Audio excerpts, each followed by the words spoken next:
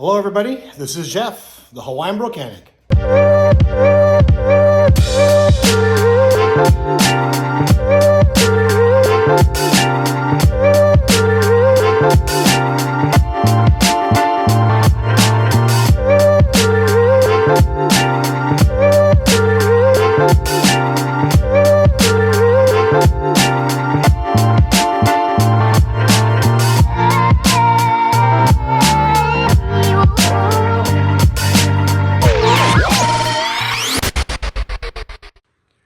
Hey gang, welcome back to the channel. So this is a 2013 Nissan Maxima S, which I purchased for $1,000. There were a couple of issues with the car.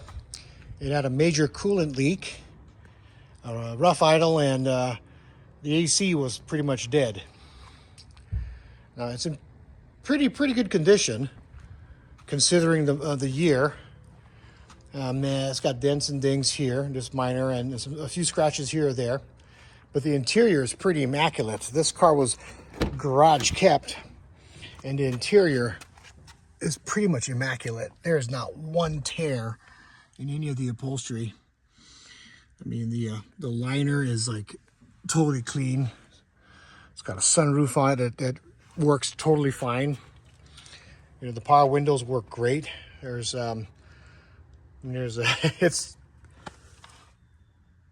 pretty sound. It's got the stock radio still. Let's take a look at the engine compartment.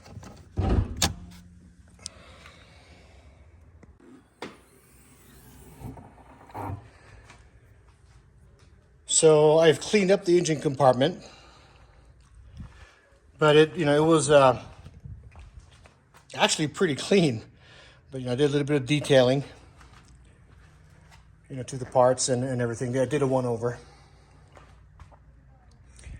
It has a 3.5 liter V6 and the infamous CVT transmission.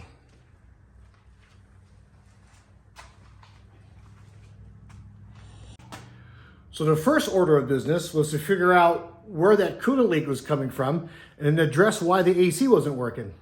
So after poking around, I discovered that the leak was coming from where the water pump was located.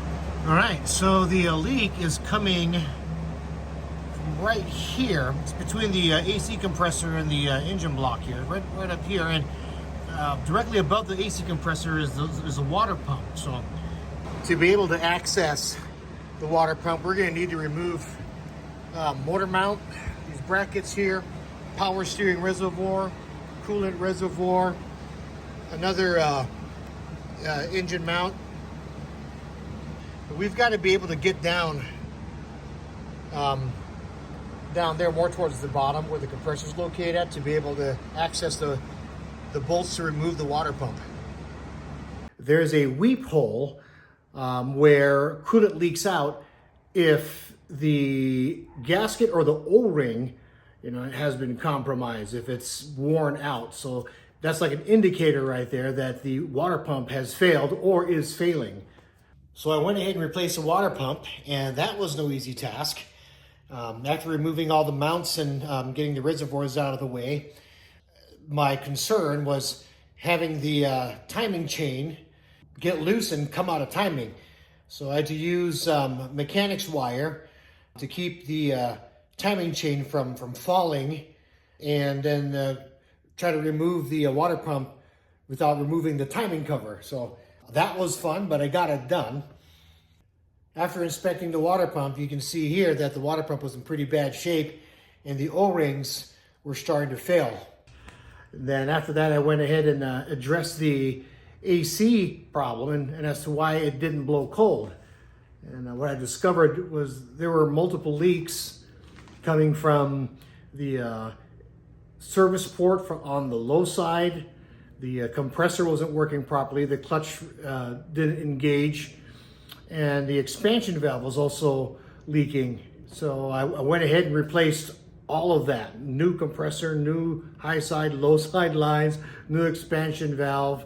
The condenser was replaced as well. And I figured since I'm replacing the condenser, I may as well replace the radiator. So there were a lot of things that were replaced, you know, that one weekend when I was working on it. So here we are with a new project car. I will be starting a new series documenting basic maintenance and repairs on my 2013 Nissan Maxima S. Hope you guys come back and check out to see, you know, what kind of trouble we can get into with this new project car. We'll start off with something that's really basic. In the next video, we're going to do a basic oil change, and yeah, take it from there. I got a lot of things, you know, lined up for this car, so stay tuned, gang. I'll see you guys in the next one. This is your Hawaiian Volcanic. Aloha.